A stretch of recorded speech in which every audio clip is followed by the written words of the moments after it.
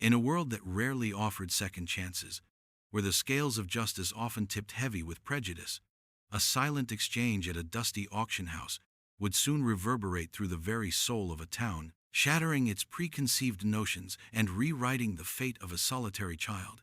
Before we get into this tale, let us know in the comments, where are you watching from? And subscribe if you want more content like this one. The air in the auction barn hung thick with the scent of sawdust, stale tobacco, and unspoken judgments. Silas Blackwood, a man carved from the rugged land he tilled, stood at the back, his gaze unblinking, his presence a dark, unyielding silhouette against the sparse light filtering through grimy windows. His ranch, sprawling and isolated, was as much a part of him as the deep lines etched around his eyes, a silent testament to a life lived without softness. Today, the usual inventory of livestock and salvage tools had given way to something far more unsettling. A young, gaunt girl, no older than 7, stood on the makeshift stage, her small frame swallowed by a coarse, ill-fitting dress. Her skin, the color of rich earth, made her a stark contrast to the pale, murmuring faces that filled the room. Whispers, sharp as splintered wood, traced the contours of the barn. Questions about her parentage, her future, her very right to exist in such a space. Silas, typically indifferent to the town's cruelties, felt a strange, unfamiliar tremor ripple through him. It was not pity, not entirely, but something akin to a long-dormant ache stirring within his own fractured core. The auctioneer's voice, a hollow pronouncement, sliced through the tension, presenting the girl as another chattel. "What am I bid for this young orphan? Barely more than a waif, yet with hands capable of chores." The words hung heavy, a collective shame settling upon the room, yet no one challenged the barbaric custom.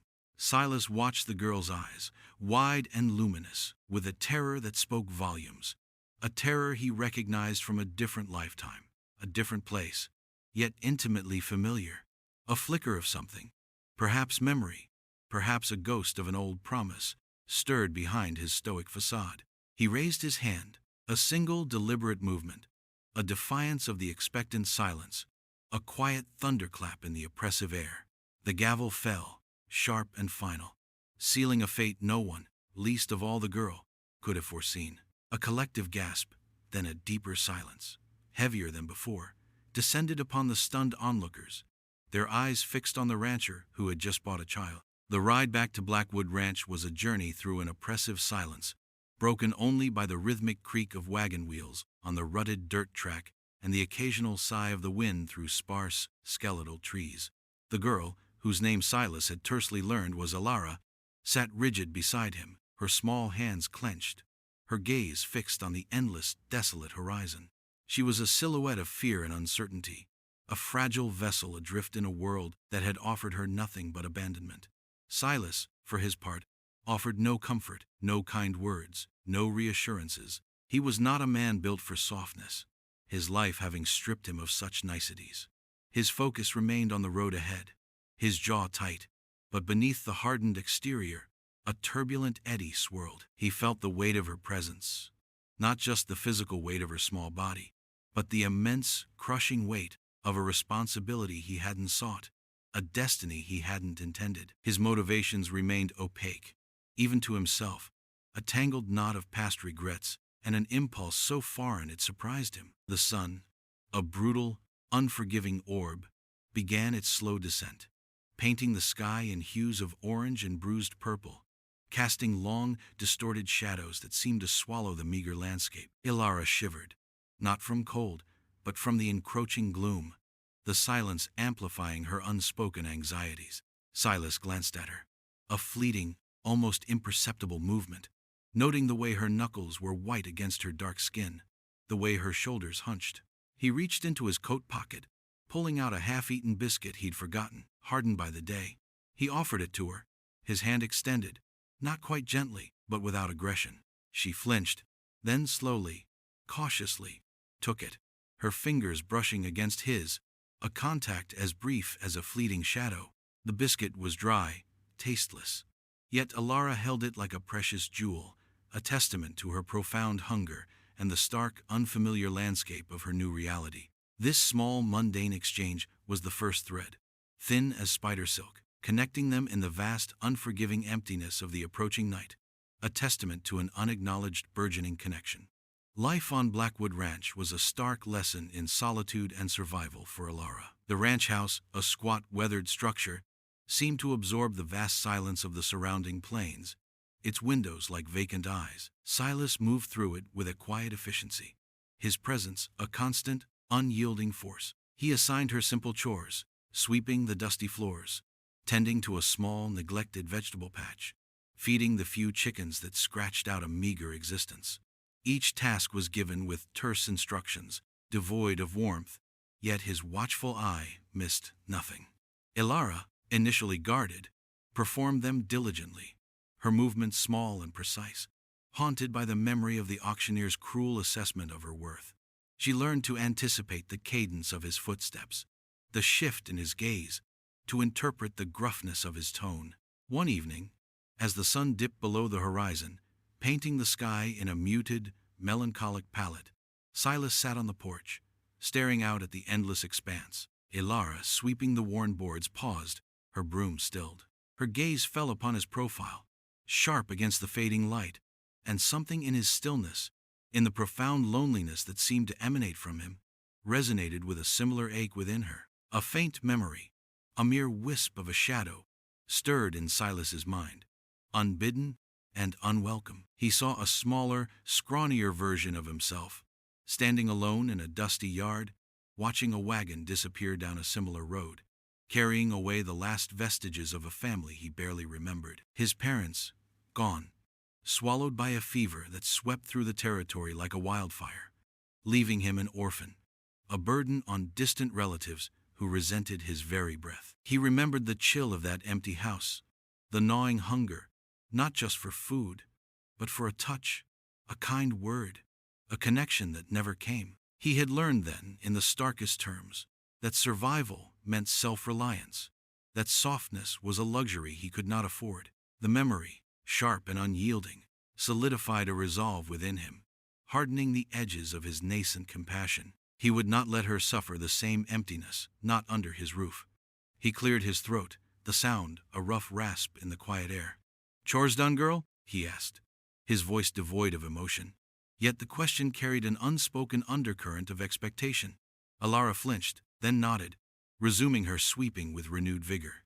The past, for both of them, was a relentless phantom, shaping their present, dictating their unspoken truths. The news of Silas Blackwood's purchase spread through the town like wildfire, igniting a simmering cauldron of judgment and thinly veiled prejudice. In the general store, around the blacksmith's forge, and certainly within the hushed confines of Sunday church gatherings, Alara became the subject of fervent speculation.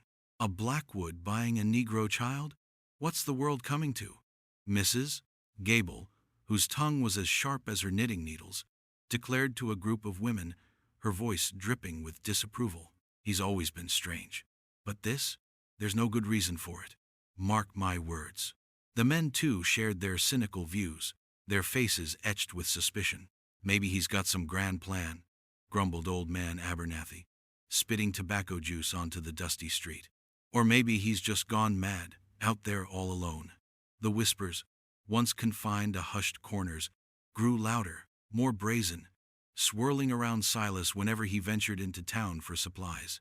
Eyes followed him, sharp and critical, dissecting his every move. He felt their judgment, a palpable weight pressing down on him. But he met it with the same impassive gaze he always wore, a silent dare to challenge him openly. He was a man accustomed to being an outsider, yet now the stakes felt higher, somehow different. Alara, small and watchful, absorbed the world around her like a sponge. She sensed the hostility in the stares, the venom in the whispers. Even if she didn't fully grasp their intricate racial undertones, she understood, though, that she was different, that her presence was a source of unease, that her very existence with Silas was an affront to their rigid world. One afternoon, while accompanying Silas to the town well, a group of boys, older and bolder, pointed and whispered, their laughter sharp and mocking. Alara instinctively shrank behind Silas's lean frame, her small hand clutching the rough fabric of his trousers. Silas stopped, his shoulders broadening, his eyes, dark and unyielding, fixing on the boys. His silence was more potent than any shouted threat, and the boys, sensing the raw, untamed force behind his stillness, quickly dispersed, their bravado evaporating into the afternoon sun. Alara looked up at him, a flicker of something akin to awe, or perhaps a fragile trust, dawning in her eyes. The world outside the ranch was a menacing place, and Silas, the man who had bought her, was, strangely, her only shield. The tension, once a low thrum, began to escalate, a slow, inevitable march towards an unknown confrontation. The harshness of the ranch, once a reflection of Silas's own stoicism, began to soften, subtly, imperceptibly, mirroring the cautious thawing between him and Alara. His gruff instructions morphed into quiet observations, his distant watchfulness into a peculiar sort of guidance. He found himself showing her how to mend a broken fence post, explaining the precise timing for planting seeds in the arid soil, or the way to coax water from the stubborn well. He still used few words, but his hands, calloused and strong, conveyed a quiet patience that Alara, in her careful observation, began to understand. One particularly brutal afternoon, the sun a scorching tyrant in the sky, Alara, weary and faint from her chores, stumbled, scraping her knee badly on a jagged rock. A small cry escaped her lips, quickly stifled, a learned habit of suppressing pain. Silas, who had been some distance away, was beside her in an instant. His movements were swift, almost rough, but his touch, as he cleaned the wound with water from his canteen and then carefully wrapped it with a strip of cloth torn from his own shirt, was surprisingly gentle. Alara watched him, her eyes wide, the pain forgotten for a moment, replaced by a profound, bewildering emotion. It was the first time he had touched her with anything resembling care, and the contact, though brief, resonated through her small body like a forgotten melody. Later that evening, as the stars began to pinprick the vast velvet sky, Silas found her huddled on the porch steps, shivering despite the residual warmth of the day. He emerged from the house with a thick wool blanket, his old tattered one, and without a word, draped it around her small shoulders. The wool, rough against her skin, carried the faint, comforting scent of his pipe tobacco and the dry earth. Alara pulled it tighter, burying her face in its folds, a small, involuntary sigh escaping her. It was a silent gesture, yet it spoke volumes, breaking through the wall of fear and distrust that had encased her. In that moment, a fragile bridge, forged of unspoken kindness and quiet observation, began to span the chasm between them. Silas watched her, a knot of something akin to relief loosening in his chest. He saw not a burden, not a commodity, but a child, bruised and vulnerable, just beginning, to breathe. The memories came to Silas in fragments, unbidden and unwelcome, like shards of broken glass. They always surfaced in the quiet hours, when the ranch was asleep and the only sounds were the distant howls of coyotes and the whisper of the wind through the tall prairie grass. He would find himself staring into the embers of the dying fire, seeing not the fading glow but the flicker of a young girl's smile, a smile that was once his whole world. Her name had been Lily, not his daughter by blood, but by every other measure of the heart. Her mother, a quiet, stoic woman, had been a squatter on the edge of his property, ravaged by illness.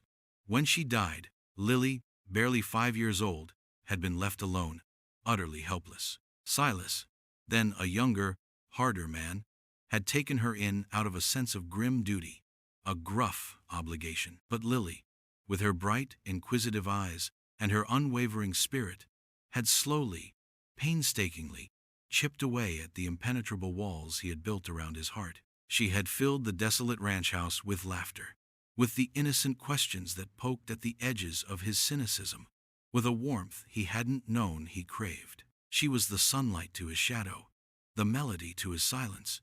Then came the fever, a cruel, swift reaper that swept through the isolated settlements without mercy. Silas remembered the days and nights of desperate vigil, the cool compresses against her burning forehead, the raw, guttural pleas he offered to a God he no longer believed in. He remembered the moment she stopped breathing, the profound, suffocating silence that followed, a silence that had never truly left him. He had buried her beneath the old oak tree, the one now visible from his porch, and with her he had buried a piece of himself, a peace he thought forever lost. He blamed himself, a gnawing, unrelenting guilt that festered beneath his stoic exterior. He hadn't been enough, hadn't saved her. This burden, heavy and relentless, had driven him deeper into his isolation, made him a ghost in his own life. The purchase of Alara had not been a conscious attempt to replace Lily, but an instinctual, primal response to a familiar, profound helplessness. He saw in Alara's eyes the same vulnerability, the same terrifying fragility that had haunted him for years. This time, he vowed, gripping his worn coffee mug until his knuckles ached, this time would be different. This time, he would not let her slip away. Alara, watching him from her small cot in the corner of the room, sensed the deep, unspoken grief that emanated from him, a silent symphony of pain she recognized from her own fractured past. The confrontation came not with a bang, but with the quiet insidiousness of a persistent drip. Reverend Peterson, a man whose piety was as starched as his collar, arrived at the ranch one crisp morning, his presence a stark contrast to the untamed landscape. He brought with him Mrs. Gable, whose sharp gaze missed nothing, and Mr. Abernathy, whose gruffness usually softened in the presence of authority. Their faces were grim, their expressions a blend of concern and thinly veiled accusation. "Silas," the Reverend began, his voice laced with an unctuous pity, "the town has grown concerned about your ward. This situation, it is unconventional." Silas leaned against the doorframe, his arms crossed, his gaze fixed on a distant point, his silence a wall they could not penetrate. "The child, Mrs. Gable interjected, her voice shrill. "She needs proper schooling, a proper upbringing. Not here, Silas. Out in this desolate place, with no one to guide her." The implication hung in the air, heavy and poisonous. Silas, a hardened recluse, was unfit, morally suspect, perhaps even dangerous. The irony was a bitter taste in Silas's mouth. He, who had always shunned society, now found himself defending an outcast within it. His jaw tightened, a muscle jumping in his cheek. "She is learning," he stated, his voice a low rumble. "What the land teaches, what life teaches, more than any book." His words were blunt, defiant, offering no further explanation, no capitulation. Reverend Peterson shifted, uncomfortable. "But Silas, her spiritual instruction, her kind, there are institutions, places where she might be better cared for, among her own people." The veiled racism was clear, a suffocating presence in the crisp morning air. Alara, who had been quietly sweeping inside, paused, her small ears catching the venomous undertones, her eyes darting between Silas and the unwelcome visitors. Her heart pounded, a frantic bird trapped in her ribs. She understood, with a chilling clarity, that they wanted to take her away. Silas's gaze, which had been distant, snapped to the Reverend, sharp and glacial. "She is safe here," he stated, his voice now devoid of any warmth, a cold, steel-edged pronouncement. "Under my roof, and she will stay." His stance was uncompromising, a silent declaration of war. The visitors exchanged uneasy glances, sensing the unyielding resolve in his words, the quiet but formidable power radiating from him. They had expected an argument, perhaps a plea, but not this stark, unyielding refusal. The Reverend, defeated, cleared his throat. "We merely wish for what is best for the child, Silas." But Silas had already turned, his back to them, ending the conversation, a final, unyielding statement that left them standing in the dust, defeated and resentful. The oppressive quiet of the ranch house was shattered one night by a sound that pierced Silas's hardened core, Alara's ragged, desperate cough. He found her in her cot, her small body racked by a fever that burned like wildfire, her breathing shallow and labored. Panic, cold and sharp, seized him, a primal fear he hadn't felt since the days he watched Lily succumb to the same unforgiving illness. He moved with a speed he hadn't known he possessed, stripping blankets, fetching cool water from the well-worn rhythms of a distant, tragic past rushing back to him. He pressed cool cloths to her burning forehead, his hands, usually so strong and capable, trembling with a profound helplessness. Her small body convulsed, a rattling cough tearing through her, and in her delirium, she cried out for a mother she barely remembered. Silas worked through the night, a silent, desperate vigil. He forced sips of water down her throat, whispered gruff reassurances he didn't know how to articulate, his gaze fixed on her fragile form, willing her to fight, to live. The ranch house, once a sanctuary of isolation, became a crucible of raw emotion. Hours bled into one another, marked only by the shifting shadows cast by the flickering lantern light. As dawn painted the eastern sky in bruised purples and grays, Alara's breathing began to even, her fever, though still present, subtly receding. Silas, slumped beside her cot, his face streaked with sweat and exhaustion, felt a tremor of relief so profound it nearly buckled him. He watched her shallow, even breaths, a testament to her resilience, to a strength he hadn't fully appreciated. Then, her eyes, hazy but lucid, slowly opened. She looked at him, truly looked at him, and in her gaze was not fear, but a profound, overwhelming gratitude. "Pa?" she whispered, her voice a reedy thread, a single, unexpected word that struck him like a physical blow. The title, so simple, so intimate, ripped through the carefully constructed walls around his heart, revealing a raw, aching vulnerability. A tremor ran through him, starting in his chest and spreading through his entire being. Tears, hot and unbidden, welled in his eyes, blurring the edges of his vision. He hadn't cried since Lily. Not truly, not like this, not in a way that purged the very soul. He reached out, his calloused hand trembling, and gently, reverently, stroked her small forehead, a silent affirmation of a bond forged in fear and resilience. Alara, in turn, reached out, her small hand finding his, gripping it with a surprising strength. In that shared, silent moment of profound vulnerability, the broken rancher and the orphan child found an undeniable truth. They had found each other. News of Alara's illness and Silas's desperate vigil trickled into town, carried by the infrequent visitors who dared venture out to Blackwood Ranch. The tale, softened by rumor and exaggerated by empathy, began to chip away at the town's hardened perceptions. It was one thing to speculate about Silas's motives, another entirely to hear of a man, known for his solitude, fighting tooth and nail for the life of a child, regardless of her race or origin. Reverend Peterson, though still clinging to his rigid views, found himself confronted by parishioners who were genuinely moved. He stayed with her, day and night, one woman recounted, her voice hushed with awe. Didn't sleep, didn't eat, just kept her alive. Mrs. Gable, initially dismissive, found herself grappling with the incongruity of the man she had so readily condemned. The silent, stoic rancher had shown a humanity that defied all their preconceived notions. A week later, when Alara was strong enough, Silas brought her to town, not for supplies, but to attend the Sunday service, a place he hadn't set foot in for decades. He held her hand, his stride firm, his gaze meeting the astonished stares of the congregation without flinching. Alara, dressed in a simple, clean dress, walked beside him, her head held a little higher, her eyes no longer shadowed by fear. As the service concluded and people began to shuffle out, Reverend Peterson, still grappling with his own conflicted emotions, approached them. His face was a mask of strained politeness. "Silas," he began, his voice hesitant, "it is good to see you, and young Alara, looking so well." Silas merely nodded, his grip on Alara's hand tightening imperceptibly. Then, without a word, he led Alara to the center of the churchyard. Amidst the murmuring crowd, he stopped, his gaze sweeping over the faces, some curious, some still judgmental, but many now softened by a nascent understanding. Alara, sensing the gravity of the moment, looked up at him, her small hand nestled in his.